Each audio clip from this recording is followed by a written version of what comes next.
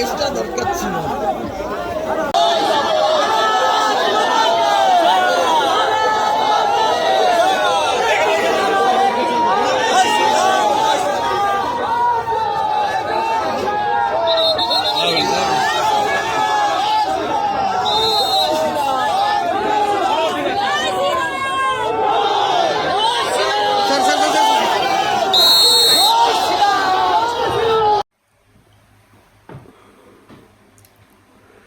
জেলা সফরে মুখ্যমন্ত্রী ডায়মন্ড হারবার পরে পূর্ব মেদিনীপুর জেলা সফরে মুখ্যমন্ত্রী শুভেন্দু অধিকারী এদিন বিকেলে পূর্ব মেদিনীপুর জেলার 210 নন্দীগ্রাম বিধানসভা ডেয়াপাড়াতে দলীয় কার্যালয়ে নেতা কর্মী ও সমর্থকদের নিয়ে কর্মী সভায় যোগ দেবেন মুখ্যমন্ত্রী শুভেন্দু অধিকারী।